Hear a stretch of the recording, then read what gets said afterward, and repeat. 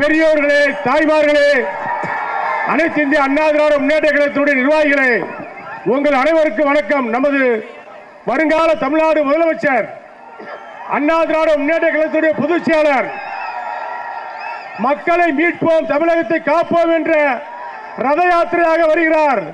நம்முடைய பொதுச் செயலாளர், நமது தலைவர் எடப்பாடியார் உங்களை எல்லாம் சந்தித்து கையசைத்து உங்களது அன்பை பரிமாறிக்கொண்டு இந்த இடத்திற்கு வந்திருக்கின்றார். சில்லுத்தூர் தொகுதியுடைய வாக்காள மக்களை, தொழிலாளர்களை, நெசவாளர்களை சந்திப்பதற்காக வந்திருக்கின்றார். உங்களை சந்தித்து திமுக ஆட்சியினுடைய குறைபாடுகளை, இந்த ஆட்சியினுடைய மக்கள் நல விரோத சட்டங்களை எதிர்த்து வீர முழக்க விட வந்திருக்கின்றார். வாக்காள பெருங்குடி மக்களே, பெரியோர்களே, நீங்கள் அத்தனை பேரும் வந்திருக்க நிர்வாகிகளே, கொடிகளை தயவு செய்து கீழே இறக்குங்கள். கொடிகளையும் பேனர்களையும் கீழே இறக்குங்கள். நமது பொதுச் செயலாளர், உங்கள் வீட்டு பிள்ளை, நமது தலைவர் எடப்பாடியார் உங்களிடத்திலே சிறப்புரையாற்றி இருக்கின்றார். கொடியை கீழே தம்பி, கொடியை இறக்க, கொடியை இறக்க, கொடி கொடி கொடி கொடி இறக்க. அண்ணா திராவிட முன்னேற்ற கழகத்துடைய பொதுச் செயலாளர், வருங்கால தமிழகத்தினுடைய நிரந்தர முதலமைச்சர், ஆற்றல் மிகுந்த அருமையண்ணன், உங்கள் வீட்டு பிள்ளை எடப்பாடியார் சிறப்புரையாற்றுகிறார். இதே தெய்வம் புரட்சி தலைவி அம்மா இருவரும் தெய்வங்களை வணங்கி இந்த ஸ்ரீவில்லிபுத்தூர் நகரமே எங்கே பார்த்தாலும் மக்கள் வெள்ளம். இந்த பூமியே அலறுது மக்கள் வெள்ளத்துல. ஸ்ரீவில்லிபுத்தூர் சட்டமன்ற தொகுதி அதிமுக கோட்டை. ஏற்கனவே நம்முடைய இந்த தொகுதி வெற்றி பெற்று அதிமுக கோட்டை என்று நிரூபிக்கப்பட்டது தொகுதி. அடுத்த ஆண்டு நடைபெறுகின்ற சட்டமன்ற பொதுத் தேர்தலில் மீண்டும் அதிமுக வெல்லுவதற்கு நம் மக்களே சாட்சி. இந்த மாவட்டத்தின் மண்ணின் மைந்தர், முன்னாள் அமைச்சர், மாவட்ட கழக செயலாளர், அமைப்பு செயலாளர், அறிமுக திரு கே டி ராஜேந்திர பாலாஜி அவர்களே, இந்த தொகுதியுடைய சட்டப்பேரவை உறுப்பினர் அறிமுக சகோதரர் திரு எம் மான்ராஜ் அவர்களே, நிகழ்ச்சியிலே பங்கு பெற்றிருக்கின்ற முன்னாள் அமைச்சர் பெருமக்கள் திரு ஆர் பி உதயகுமார் அவர்களே, திரு ஆர் காமராஜ் அவர்களே, எம்எல்ஏ திரு கிருஷ்ணபுரி அவர்களே, கழக சிறுபான்மை நல பிரிவு பொருளாளர், இந்த மாவட்டத்தினுடைய பொறுப்பாளர் சகோதரர் திரு டி ஜான் மகேந்திரன் அவர்களே, முன்னாள் எம்எல்ஏ சகோதரி திருமதி எம் சந்திரபிரபா அவர்களே, கழக புரட்சி தலைவர் பேரவை இணைச்சாளர் முன்னாள் அமைச்சர் அறிமுக திரு ராதா இன்ப தமிழன் அவர்களே, துணை செயலாளர் திருமதி வசந்தி மான்ராஜ் அவர்களே, மற்றும் வாசரை செயலாளர் திரு பி டி முத்துராஜ் அவர்களே, கழக சார்பணி பொறுப்பாளர்கள் திருமான் நிறை பாண்டியன் அவர்களே, ஒன்றிய கழகத்துடைய செயலாளர்கள் திரு எஸ் கே மயில்சாமி அவர்களே, திரு குறிச்சி ஜி வி முருகன் அவர்களே, திரு கே எஸ் சுப்பராஜ் அவர்களே, திரு கே காமராஜ் அவர்களே, திரு வி அழகர்சாமி அவர்களே, திரு கோட்டையூர் பி பெரியசாமி அவர்களே, திரு மம்சாபுரம் திரு ராஜேஷ்குமார் அவர்களே, திரு வைகுண்டமூர்த்தி அவர்களே, திரு என் சங்கரமூர்த்தி அவர்களே, திரு கே எஸ் நாகராஜன் அவர்களே, திரு பி முத்துக்குமார் அவர்களே, திரு ஏ மாரிமுத்து அவர்களே, திருமதி தமிழரசி கனகராஜ் அவர்களே, திரு எஸ் பெருமாள் பிச்சை அவர்களே, திரு கே பி அங்குராஜ் அவர்களே, திரு டிவி கே கந்தசாமி அவர்களே, திரு எம்பிஎம் சேதுவர்மன் அவர்களே, திரு டி திரிலோகபதி அவர்களே, திரு எஸ் பி செந்தில்வேல் பாண்டியன் அவர்களே, திரு மல்லி எஸ் செந்தில்குமார் அவர்களே, பாஜக மாவட்ட தலைவர் திரு சி சரவண துரைராஜ் அவர்களே, தமிழ் மாநில காங்கிரஸ் பொதுச் செயலாளர் திரு வி நாராயணன் அவர்களே, மாவட்ட துணைத் தலைவர் திரு எப் சனசேகர் அவர்களே, ஐஜேஏ மாநில அமைப்பு செயலாளர் திரு அன்னை ஏ இருதராஜ் அவர்களே, ஐஜேகே மாவட்ட தலைவர் திரு வி டி சங்கர சுப்பாராஜ் அவர்களே, தேசிய நேதாஜி சுபாஷ் சேவை மாநில தலைவர் வழக்கறிஞர் திரு வி மகாராஜன் அவர்களே, மற்றும் அந்த கட்சியை சேர்ந்த திரு சுமன் தேவர் அவர்களே, திரு மாரிசன் அவர்களே, திரு தொட்டிப்பட்டி பெருமாள் அவர்களே, இந்த நிகழ்ச்சியிலே பங்கு பெற்றிருக்கின்ற தமிழ்நாடு தேவர் பேரவைத் தலைவர் முத்தையா தேவர் அவர்களே, மற்றும் நிகழ்ச்சியிலே பங்கு பெற்று சிறப்பித்துக் கொண்டிருக்கின்ற அனைத்து இந்திய அண்ணா திராவிட முன்னேற்ற கழகத்திலே பல்வேறு பொறுப்புகளை இருக்கின்ற நிர்வாகிகளே, பெரியவர்களே, தாய்மார்களே, கழக உணர்பொறுப்புகளே, தேசிய ஜனநாயக கூட்டத்தில் அங்கம் வைக்கின்ற நிர்வாகிகளே, தொண்டர்களே, இங்கே வருகிறது சிறப்பித்துக் கொண்ட விவசாயிகளே, விவசாய தொழிலாளர்களே, வியாபாரிகளே, தொழிலாளர் நண்பர்களே, பத்திரிகையாளர் ஊடக நண்பர்களே, அத்தனை பேருக்கும் என்னுடைய முதற்கண் வணக்கம். இந்த தொகுதியை பொறுத்த வரைக்கும் விவசாயம் நிறைந்த பகுதி, விவசாயம் நிறைந்த பகுதி, விவசாயிகள், விவசாய தொழிலாளி, கைத்தறி நிறைந்த பகுதி, கைத்தறி நெசவாளர்கள், விசத்தறி உரிமையாளர் நிறைந்த பகுதி ஸ்ரீவில்லிபுத்தூர் சட்டமன்ற தொகுதி.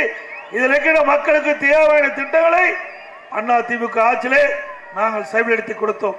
விவசாயிகள் எடுத்துக்கொண்டால் ஒரே 5 ஆண்டில் 2 முறை விவசாயிகள் தொடக்க வேளாண் கூட்டுறவு வங்கியிலே வாங்கிய பயிர்கள் தள்ளுபடி செய்யப்பட்ட அரசு அண்ணா திமுக அரசு. விவசாயிகளுக்கு நீர் முக்கியம், எப்படி உடம்புக்கு உயிர் முக்கியமோ அதுபோல் விவசாயத்திற்கு நீர் முக்கியம். அந்த நீரை கொடுக்க வேண்டும், தடையில்லாமல் வழங்க வேண்டும். அதற்காக நீர் வேளாண்மை என்ற ஒரு திட்டத்தை உருவாக்கி இன்றைக்கு தமிழ்நாடு முழுவதும் குடிமராமத்து திட்டத்தை கொண்டு வந்து அதன் மூலமாக குளங்கள், ஏரிகள், கண்மாய்கள் எல்லாமே தூர்வாரப்பட்டது. தூர்வாரப்பட்ட வண்டல் மண் விவசாயியுடைய விளைநிலங்களுக்கு அடிநுரமா பயன்படுத்தணும். இதனால ஒரு பக்கம் விவசாயிகளுடைய பூமி நல்ல வளமா இருந்தது, நல்ல செழிப்பா பயிர்கள் வளர்ந்து விளைச்சல் அதிகமாக கொடுத்தது. இன்னொரு பக்கம் தூர்வாரதுனால ஏரி ஆழமாகி, குளம் ஆழமாகி, இன்றைக்கு குளங்கள் எல்லாம் நீர் நிரம்பி இருக்கின்ற காட்சி அண்ணா திமுக எடுத்த நடவடிக்கையின் காரணமாக. ஆக விவசாயிகளுக்கு பிரதானமாக இருப்பது நீர். அந்த நீர் ஆதாரத்தை இந்த விவசாயிகளுக்கு, விவசாய தொழிலாளிக்கு இந்த அற்புதமான திட்டத்தை கொண்டு வந்த அரசு அண்ணா திமுக அரசாங்கம். அதே போல இன்றைக்கு விவசாயிகள் பம்பு செட்டுக்கு மும்முனை மின்சாரம் 24 மணி நேரம் கொடுத்தோம், 24 மணி நேரம் கொடுத்தோம். அதே போல பயிர் காப்பீட்டு திட்டத்தில் விவசாயிகளை சேர்க்கப்பட்டு கனமழையால் விவசாயம் பாதிக்குது, வறட்சியால் விவசாயிகள் பாதிக்கிறாங்க, புயலால் பாதிக்கிறாங்க. இப்படி பாதிப்புக்கு ஏற்படுகின்ற பொழுது இந்த பயிர் காப்பீட்டு திட்டத்தின் மூலமாக விவசாயிகள் பாதிப்படைஞ்சா அதை கணக்கிட்டு அந்த விவசாயிகளுக்கு நிவாரண தொகை வழங்கிய அரசாங்கம் அண்ணா திமுக அரசாங்கம். அதே போல விவசாய தொழிலாளி, ஏழை தொழிலாளி இரவென்றும் பகல் என்றும் பாராம, வெயிலையும் மழையும் பொருட்படுத்தாம ரத்தத்தை வீர்வியா மண்ணிலே சிந்தி உழைக்கின்ற விவசாய தொழிலாளி, அவர்களுக்கு பசு வீடுகள் கொடுத்தோம். விலையெல்லாம் கறவை மாடுகள், விலையெல்லாம் ஆடுகள், விலையெல்லாம் கோழிகள் எல்லாம் கொடுத்து, அதே போல உழவர் பாதுகாப்பு திட்டத்தில் அவர்களுக்கு சேர்க்கப்பட்டு பல சலுகைகள் அண்ணா திமுக ஆட்சியிலே வழங்கப்பட்டது. மீண்டும் உங்களுடைய ஆதரவோடு அண்ணா திமுக ஆட்சி மலர்ந்தவுடன் எல்லா ஏழைகளுக்கும், தாழ்த்தப்பட்ட மக்களுக்கும் அற்புதமான கான்கிரீட் வீடு கட்டி கொடுக்கும். அண்ணா திமுக பிரதான அறிவிப்பு தமிழகத்தில் ஏழை என்ற சொல் இல்லை என்ற நிலையை உருவாக்கும். ஏழை என்ற சொல் இல்லை என்ற நிலையை உருவாக்குவதுதான் அண்ணா திமுக பிரதான அறிவிப்பா இருக்கும். அந்த அறிவிப்பிலே இந்த கான்கிரீட் வீடு ஏழைகளுக்கும் அதே போல தாழ்த்தப்பட்ட மக்களுக்கும் அற்புதமான கான்கிரீட் வீடு கட்டி கொடுக்கப்படும் அண்ணா திமுக ஆட்சியிலே. அதே போல தைப்பொங்கல் என்று எல்லா குடும்பங்களிலும் தைப்பொங்கல் பொங்க வேண்டும் என்பதற்காக அம்மாவுடைய அரசு இருக்கின்ற பொழுது எல்லா குடும்ப அட்டைக்கும் 2500 ரூபாய் பொங்கல் பரிசு கொடுத்தோம், பொங்கல் தொகுப்பு கொடுத்தோம். மீண்டும் அண்ணா திமுக ஆட்சி மலர்ந்தவுடன் தீபாவளி பண்டிகை என்று நம்முடைய தாய்மார்களுக்கு, சகோதரிகளுக்கு அற்புதமான சேவை வழங்கப்படும். நம்முடைய தாய்மார்கள் திராவிட முன்னேற்ற கழக தேர்தல் அறிக்கையில 525 அறிவிப்புகள் வெளியிட்டாங்க. அதுல முக்கியமான அறிவிப்பு இந்த 100 நாள் வேலை திட்டம். அந்த 100 நாள் வேலை திட்டத்திலே பணிபுரிகின்ற அந்த தொழிலாளர்களுக்கு 150 நாளாக உயர்த்தப்படும் என்று அந்த அறிவிப்புல வெளியிட்டாங்க. அந்த அறிவிப்புப்படி 100 நாள் வேலை திட்டம் 150 நாளா உயர்த்துறாங்களாமா? உயர்த்துறாங்களா? உயர்த்தல. அது மட்டுமல்ல, அந்த 100 நாள் வேலை திட்டத்தில் பணிபுரிகின்ற ஊழியருக்கு சம்பளம் உயர்த்தினாங்களா? அந்த 100 நாள் வேலை திட்டம் சுருங்கி 50 நாள் ஆயிட்டு திமுக ஆட்சியில். சரி, 100 நாள் வேலை திட்டத்தில் பணிபுரிகின்ற அத்தனை பேரும் ஏழை குடும்பத்தை சேர்ந்தவர்கள். அவர்களுக்கு முழுமையா சம்பளம் கொடுக்கறாங்கன்னா அதுவும் கொடுக்கறது இல்ல. அதுவும் அண்ணா திமுக கட்சி தான் மத்தியிலே இருக்கிற அமைச்சர்கிட்ட போராடி வாதாடி ஒரு பாட் 2999 கோடி இந்த 100 நாள் வேலை திட்டத்தில் பணிபுரிந்த ஊழியர்களுக்கு இப்பொழுது முதற்கட்டமா வாங்கி கொடுத்திருக்கிறோம். ஆக இந்த அரசாங்கம் மக்களுக்கு எந்த உதவி செய்வதில்லை. இப்படி திறமையற்ற அரசாங்கம் தேவையா? அதே போல மாதந்தோறும் கேஸ் சிலிண்டருக்கு 100 ரூபாய் மானியம் கொடுக்கறாங்களாமா? அதே போல நம்முடைய இளைஞர்கள் மாணவர்கள் படிப்பதற்கு வங்கியில கல்வி கடன் வாங்கினாங்க, அதை ரத்துன்னு சொன்னாங்க. ரத்து பண்ணாங்களா? அது மட்டும் இல்ல, பெட்ரோல் டீசல் திமுக ஆட்சிக்கு வந்தோடனே பெட்ரோலுக்கு 5 ரூபாய் குறைக்கிறாங்க, டீசலுக்கு 4 ரூபாய் குறைக்கிறாங்க. பெட்ரோலுக்கு மட்டும் கொஞ்சம் குறைச்சிட்டு விட்டுட்டாங்க. டீசலுக்கு இதுவரை அவர்கள் சொன்ன மாதிரி விலை குறைக்கல. எல்லாமே விவசாயிகள் எல்லாமே டிராக்டர் வச்சுதான் நாம பயன்படுத்துறோம். அதிகமா டீசல் பயன்படுத்துறது விவசாயிகள். ஆக டீசல் விலை குறைச்சாங்களா? ஏன்னா டீசல் விலை முக்கியம். நாம வாங்குற பொருள் எல்லாமே லாரியில் தான் வருது. அப்படி வருகின்ற பொழுது டீசல் விலை அதிகரித்த காரணத்தினால அந்த பொருள் விலையை நம்ம அதிகமாக கொடுத்து வாங்குறோம் கடையில். டீசல் விலை குறைச்சா பொருளுடைய விலை குறையும். அதுவும் இந்த அரசு செய்யல. அதே போல நீட் தேர்வு திரு ஸ்டாலின் என்ன சொன்னாரு? திராவிட முன்னேற்ற கழகம் ஆட்சிக்கு வந்தவுடன் முதல் கையெழுத்து நீட் தேர்வு ரத்து செய்யப்படும். செஞ்சாங்களா? 4 வருஷம் ஆச்சு. செஞ்சாங்களா? இப்படி மக்களையும் மாணவர்களையும் இளைஞர்களையும் ஏமாற்றிய அரசாங்கம் திமுக அரசாங்கம், திமுக கட்சி. அது மட்டுமல்ல, உதயநிதி ஸ்டாலின் நீட் தேர்வு ரத்து செய்வதற்கு ரகசியம் இருக்குன்னு சொன்னார். அந்த ரகசியத்தை இங்க சிறுவில்லிபுத்தூர் வரும்போது சொல்லிட்டு போப்பா, மக்கள் கேட்க தயாராகிறாங்க.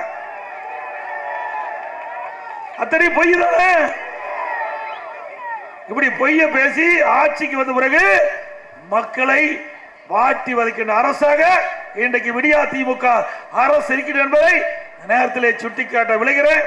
அது மட்டுமல்ல, இன்றைக்கு இதே ஸ்டாலின் நாங்க சொன்னோம் நீட் தேர்வு கொண்டு வருவதற்கு நாங்க முயற்சி செஞ்சோம், ரத்து பண்ணுவது விதிவிலக்கு பெறுவதற்கு ரத்து செஞ்சோம், அதாவது முயற்சி செஞ்சோம். ஆனா முடியல. நீதிமன்றத்தில் போய் வழக்கு தொடர்ந்து அது தொடர வேண்டும் என்று சொல்லிட்டாங்க. இது இந்தியா முழுவதும் நீட் தேர்வு இருக்கிறதுனால உச்ச நீதிமன்றம் ஒரு தீர்ப்பை கொடுத்துட்டு தீர்ப்புக்கு எதிராக நாம் செயல்பட முடியல. நாங்க அதான் சொன்னோம். இப்ப கடந்த சட்டமன்ற கூட்டத்தொடரில் முதலமைச்சர் சொல்றாரு, நீட் தேர்வு கொடுத்து விவாதம் வந்த பொழுது நீதிமன்றத்தில் வழக்கு இருக்குது, எங்களால் ஒன்றும் செய்ய முடியாதுன்னு கை விரிச்சிட்டார். அதைத்தான் நாங்களும் சொன்னோம்.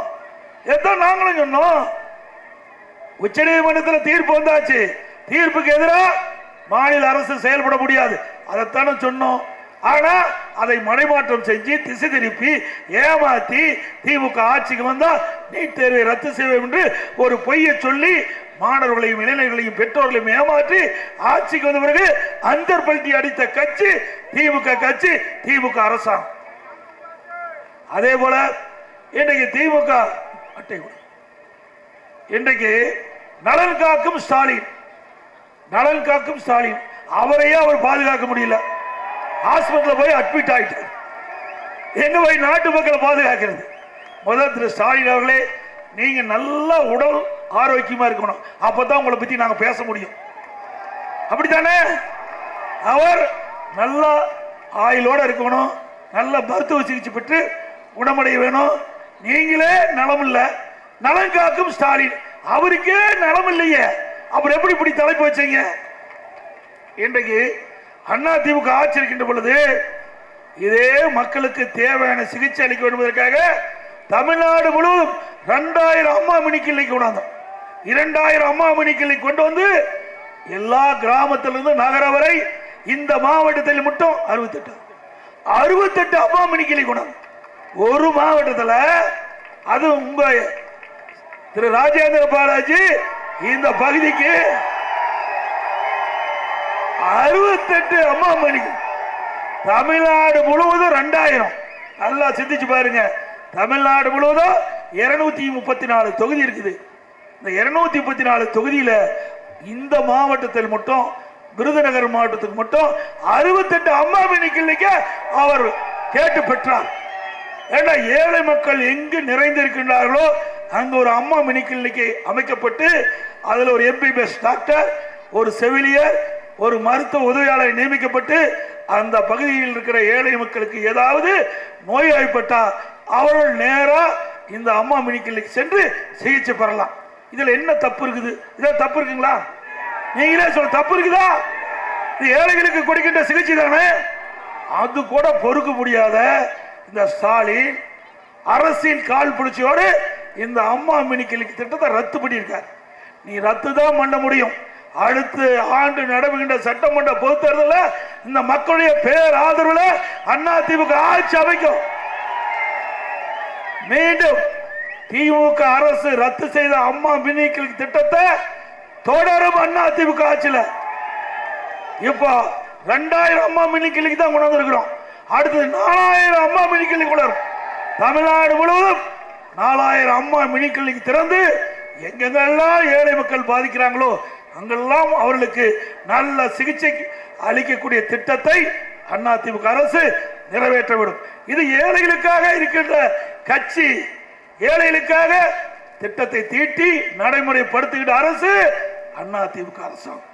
இன்னும் சொல்ல போன அதிமுக 10 ஆண்டுல மட்டும் சொல்றேன், அதுக்கு முந்தி வேற 2011 இருந்து 2021 வரை தமிழ்நாடு முழுவதும் இங்கே இருக்கிற சட்டமன்ற உறுப்பினர்கள், எங்களுடைய சட்டமன்ற உறுப்பினர்கள், அப்பொழுது இருந்த அமைச்சர் பெருமக்கள் கேட்டுக்கொண்டதற்கிணங்க 254 ஆரம்ப சுகாதார நிலையத்தை தமிழ்நாட்டில் திறந்திருக்கிறோம்.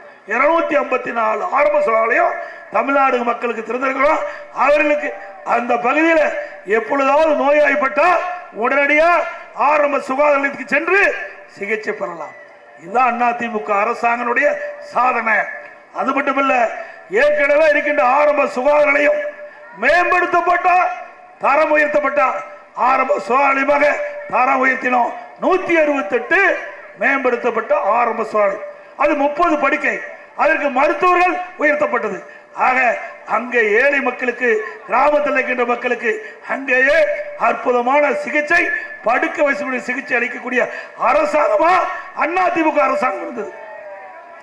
இன்னைக்கு சொல்றார் ஸ்டாலின் நலம் காக்கும் திட்டம் அப்படின்னு ஒரு அறிவிப்பு கொடுத்து, தலைப்பு கொடுத்து தமிழ்நாடு பூரா முகாம் நடத்துறார். திரு ஸ்டாலின் அவர்களே, அதிமுக ஆட்சி இருக்கின்ற பொழுது இந்த முகாம் நடத்தியாச்சு. தமிழ்நாடு முழுவதும் ஏழை எளிய ஒடுக்கப்பட்ட தாழ்த்தப்பட்ட மக்கள் வசிக்கின்ற பகுதிக்கே மருத்துவர்கள் சென்று அங்கே அந்த மக்களை பரிசோதனை செஞ்சு நல்ல சிகிச்சை கொடுத்த அரசாங்கம் அதிமுக அரசாங்கம். தமிழ்நாடு முழுவதும் 10 ஆண்டு அதிமுக ஆட்சியில் 15 லட்சம் பேர், 15 லட்சம் முகாம் நடத்தியிருக்கிறோம். 15 லட்சம் முகாம் நம்முடைய கிராமத்திலிருந்து நகர வரை ஏழை மக்கள் வசிக்கின்ற பகுதியை தேர்ந்தெடுத்து ஒரு சாதனை படைத்த அரசாங்கம் அதிமுக அரசாங்கம். அது மட்டுமல்ல, இன்றைக்கு எங்கேயாவது நோய்வாய்ப்பட்டா உடனடியா நடமாடும் குழு, நடமாடும் மருத்துவ குழு 416 நாங்கள் நியமிச்சோம். 416 நடமாடும் மருத்துவ குழு நியமிக்கப்பட்டு எந்த இடத்தில் மக்கள் ஏதாவது பாதிக்கப்பட்டா உடனடியாக அங்க இருக்கின்ற வாகனத்தின் மூலமாக அந்த மருத்துவ குழு சென்று அந்த பகுதி மக்களுக்கு தேவையான சிகிச்சை அளித்து உடனுக்குடன் நோயை குணப்படுத்திய அரசாங்கம் அதிமுக அரசாங்கம். நீங்க வேண்டும் என்று திட்டமிட்டு மக்களை ஏமாற்றி அடுத்த ஆண்டு நடைபெற்ற சட்டமன்ற தேர்தலை மையமாக வைத்து இப்படிப்பட்ட அறிவிப்பு வெளியிடுறீங்க. நாங்க தேர்தலை மையமாக வைத்து அறிவிப்பு வெளியிடல.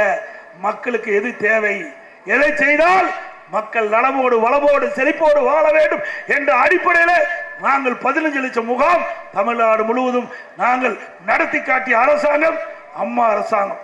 அது மட்டுமல்ல, அம்மா சஞ்சீவி திட்டம், ஏழை எளிய தாய்மார்கள் பெற்றெடுக்கின்ற குழந்தை சிறப்பா வாழ வேண்டும் என்பதற்காக அம்மா குழந்தை நல பரிசு பெற்றோம். 16 வகையான பொருள் பெற்ற தாய் தந்தை கூட வாங்கி தரதில்ல. ஆனா பெறாதாய் புரட்சி தலைவர் அம்மா இருக்கும்போது 16 வகையான பொருள் நாம் பெற்ற குழந்தைக்கு, ஏழை தாய்மார்கள் பெற்ற குழந்தைக்கு கொடுத்தா. கிளிகிழப்ப கூட கொடுத்தாங்க. அம்மா கிளிகிழப்பெல்லாம் கொடுத்தாங்க. அதையெல்லாம் தொடர்ந்து அதிமுக ஆட்சியிலே நடைமுறைப்படுத்தணும். அதோட தமிழ்நாடு முழுவதும் ஒரே ஆண்டுல 11 அரசு மருத்துவக் கல்லூரி கொண்டாங்க. 11 அரசு மருத்துவக் கல்லூரி. அதுல ஒண்ணு விருதுநகர் மாவட்டம்.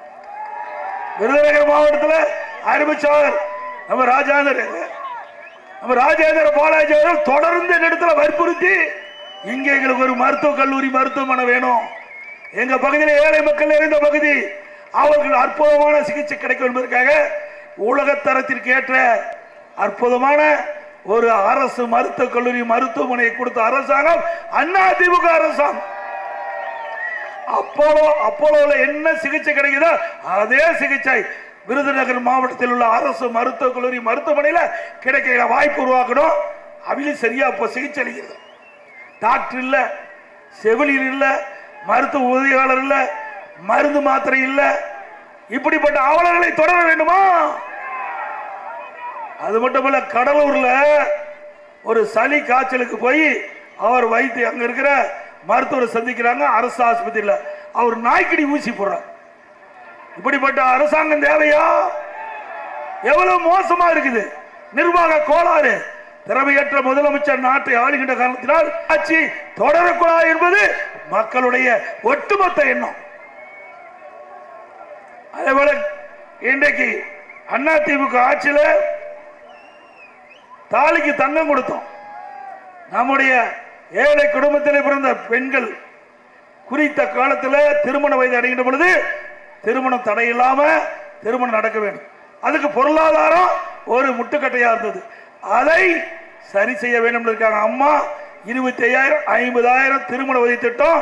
தாலிக்கு ஒரு பவுன் தங்கம், இன்னைக்கு 75,000 ஒரு பவுன். 6 லட்சம் பேர் கொடுத்தோம். தமிழ்நாட்டில் சுமார் 6 லட்சம் பெண்களுக்கு திருமண உதவி திட்டம், தாலிக்கு தங்கத்தின் விலையாக கொடுத்த அரசாங்கம் அதிமுக அரசாங்கம். அதையும் நிறுத்திட்டாங்க. மீண்டும் அதிமுக ஆட்சிக்கு வந்தவுடன் இந்த திட்டம் தொடரும். அதேபோல பள்ளியிலே படிக்கின்ற மாணவர்கள், அம்மா இருக்கின்ற பொழுது நம்முடைய அரசு பள்ளியிலே படிக்கின்ற மாணவர்கள் பெரும்பாலும் ஏழை குடும்பத்தை சேர்ந்தவர். விவசாயி தொழிலாளி, ஏழை தொழிலாளியுடைய பிள்ளைகள் தான் அரசு பள்ளியிலே படிக்கிறது. அப்படி அரசு பள்ளியிலே படிக்கின்ற மாணவ செல்வங்களுக்கு காலணி, சீருடை, வெளியில புத்தகம், நோட்டு, கொண்டு போறதுக்கு பைய, பள்ளிக்கு போறதுக்கு சைக்கிள், திறமையான கல்வி கிடைக்க லேப்டாப் எல்லாம் கொடுத்தோமா இல்லைங்களா? இதெல்லாம் பொன்மனச்சம்பல் புரட்சி தலைவர் எம்ஜிஆர் தொடங்கிய கட்சி, அம்மா கட்டி காத்த கட்சி.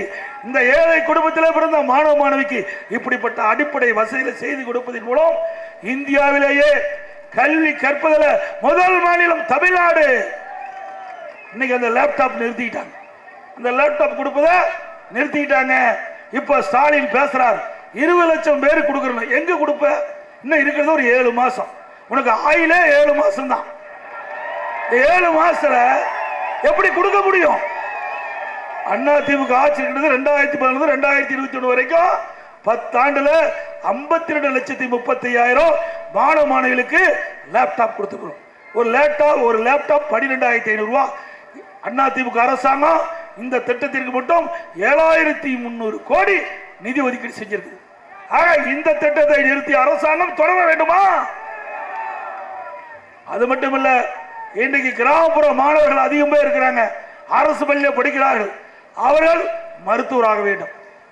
அவர்களுக்காக அதிமுக அரசு இருக்கின்ற பொழுது 7.5% உள் இடஒதுக்கீடை கொண்டு வந்து சட்டம் இயற்றப்பட்டு அமுல்படுத்தப்பட்டு இன்றைக்கு இந்த அரசு பள்ளி படித்த மாணவர்கள் 2818 பேர் இன்றைக்கு மருத்துவ கல்வி படிக்கிறாங்க. இன்னைக்கு மருத்துவ கல்வி படிக்கிறாங்க. நம்ம அரசு பள்ளி படித்த மாணவ செல்வங்கள் அவர்களுக்கு மருத்துவ கல்வி கட்டணம் அரசாங்கமே செலுத்துது.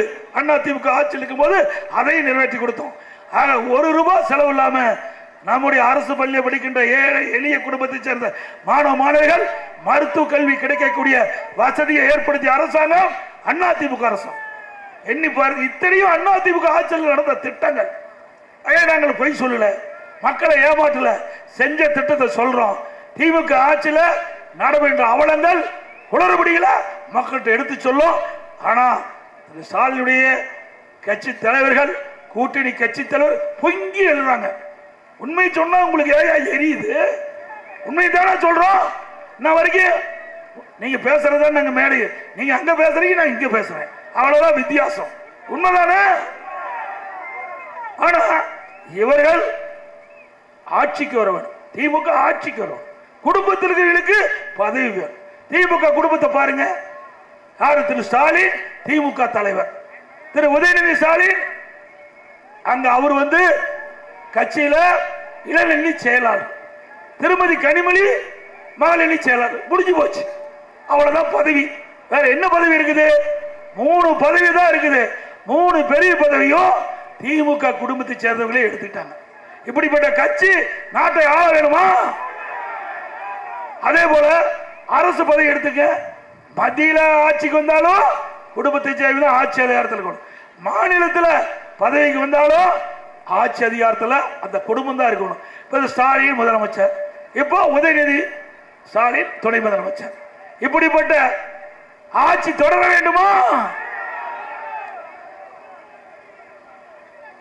அப்புறம் இன்னொன்னு, உங்களுடன் ஸ்டாலின் இப்ப அவரு துவக்கி வச்சிருக்காரு. உங்களுடன் ஸ்டாலின் இதுவரைக்கும் யாரோட இருந்தாரா தெரியல. அடுத்த ஆண்டு தேர்தல் நடக்குது. இப்பதான் மக்களை பத்தி சிந்திச்சிருக்காரு. இப்பதான் உங்களுடன் ஸ்டாலின் வெளியில் வந்து இது மாதிரி ஒரு தாள்ல ஒரு அட்டவணையில் 46 குறைகள் இருக்குதான் மக்களிடத்துல. யார் சொல்றா? நாட்டுடைய முதலமைச்சர் சொல்றார். 46 குறை இருப்பதாக நாட்டுடைய முதலமைச்சர் சொல்றார். அப்ப 4 ஆண்டுகளும் என்ன பண்ணிட்டு இருந்தேன்? 46 குறை இருக்குன்னு தெரியுதுல. 4 ஆண்டு காலமா இந்த முதலமைச்சர் கும்பகர்ணன் போல தூங்கிட்டு இருந்ததான அடையாளம். நீ உடனே அரசாங்கம் இருக்குது, உளவுத்துறை இருக்குது, மக்களுக்கு என்ன பிரச்சனை என்பதை கேட்டறிந்து உடனுக்குடன் பிரச்சனை தீர்த்திருந்தா 46 பிரச்சனை இருப்பதாக இந்த திமுக அரசாங்கமே வெளியிட்ட இந்த அட்டவணை. இதுல வீடு வீடா வந்து அரசு ஊழியர் போப்பாங்க. நீங்க அந்த குறை சொல்றீங்களா, உடனே தீர்த்து வைப்பாங்களா? இது நடக்கிறது உண்மையா? நடக்குமா? இதே போல நான் முதலமைச்சர் இருந்த காலகட்டத்தில் திரு ஸ்டாலின் எதிர்கட்சி தலைவராக இருந்தார். ஊர் ஊரா போய் திட்டல பெட்ஷீட்டை போட்டு அவர் அமர்ந்துட்டார். அது கட்சி திமுக கட்சி எம்எல்ஏ எல்லாம் ஊர் ஊரா போனாங்க. அவர்களும் திட்டுக்கண்டா பெட்ஷீட்டை போட்டு அமர்ந்து முன்னாடி மக்களை அமர வச்சு அவர்கிட்ட குறை கேட்டாங்க. மக்களே, உங்களுக்கு என்ன குறை இருக்குது?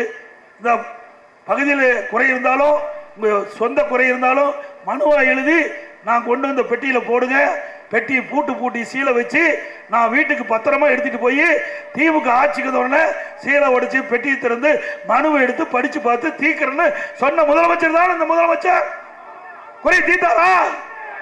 குறை தீர்த்திருந்தா எதுக்கு இந்த தாள் அடிச்சு வெளியிடுறாரு? இந்த இதுல இருக்கிற 46 குறை தானே நீங்க மனுவா கொடுத்தீங்க. இது எல்லாமே மக்களை ஏமாற்றுவதற்காக போடுகின்ற நாடகம். ஆகவே திரு ஸ்டாலின் அவர்களே, இதுவரை நீங்களே ஏமாற்றிட்டீங்க மக்களை. இப்போ மக்கள் விழித்துக் கொண்டார்கள். அடுத்த ஆண்டு நடைபெறும் சட்டமன்ற பொதுத் தேர்தலில் அனைத்து இந்திய அண்ணா திராவிட முன்னேற்ற தலைமையிலே அமைக்கப்பட்ட கூட்டணி மிகப்பெரிய வெற்றி, சரித்திர வெற்றியை பெறும். அதே போல மின் கட்டணம் இன்னைக்கு பாத்தீங்கன்னா வீட்டுக்கு 67% மின் கட்டணம் உயர்த்திட்டாங்க. 67% மின் கட்டணம். கடைக்கு பீக் ஹவர்ல உயர்த்திட்டாங்க. அதே போல சொத்து வரி நீங்க கடைக்கு பாத்தீங்கன்னா 150% உயர்த்திட்டாங்க. வீட்டுக்கு 100% உயர்த்திட்டாங்க. குப்பை வரி போட்டாச்சு, குடிய வரி போட்டாச்சு. இப்படி வரி மேல் வரி போடுகின்ற அரசாங்கம் தொடர வேண்டுமா? அதே வருகின்ற இன்றைக்கு இதே இந்த பகுதியில் கைத்தறி நிறைந்த பகுதி. அதிமுக ஆட்சி இருக்கின்ற பொழுது இந்த கைத்தறி துணிகள் அதிகமாக நெய்யப்பட்டு தேங்கி இருக்கின்ற பொழுது அவர்களுக்கு மானியம் வேணும் கேட்டாங்க. 300 கோடி மானியத்தை வாரி வழங்கிய அரசு அம்மாவுடைய அரசு. எப்படி கைத்தறி நெசவாளருக்கு பசு வீடுகளை கொடுத்தோம். இன்னும் அதிமுக ஆட்சி வந்து கைத்தறி நெசவாளருக்கு நிறைய திட்டங்களை கொண்டு வந்து நிறைவேற்றப்படும் என்ற செய்தி இந்த நேரத்தில் தெரிவித்து இன்றைய தினம் தேசிய கைத்தறி தின வாழ்த்துக்கள். தேசிய கைத்தறி நாள். அவர்கள் அனைவருக்கும் கைத்தறி நெசவாளர்களுக்கும் இன்றைக்கு எனக்கு அவருக்கு ஒரு பொன்னான நாள். அவருக்கு வாழ்த்துக்களை தெரிவித்து அதேபோல பணியேறும் தொழிலாளர்கள் அதிகமாக இருக்கிறாங்க. அந்த பணியேறும் தொழிலாளர்கள் மரம் ஏறுகின்ற பொழுது தவறி விழுந்தால் அவர்களுக்கு நிவாரணம் வழங்கக்கூடிய சூழ்நிலை அதிமுக அரசு ஆட்சி அமைக்கின்ற பொழுது வழங்கப்படும். அவர்களுக்கு காப்பீட்டு திட்டத்தில் சேர்க்கப்பட்டு அதுக்குண்டான பிரீமியத்தை அரசாங்கமே செலுத்தும். அதோட பணியேறும் தொழிலாளிகளுக்கு அவருக்கு தேவையான உபகரணங்கள் அனைத்தும் இலவசமாக அதிமுக ஆட்சியிலே வழங்கப்படும்.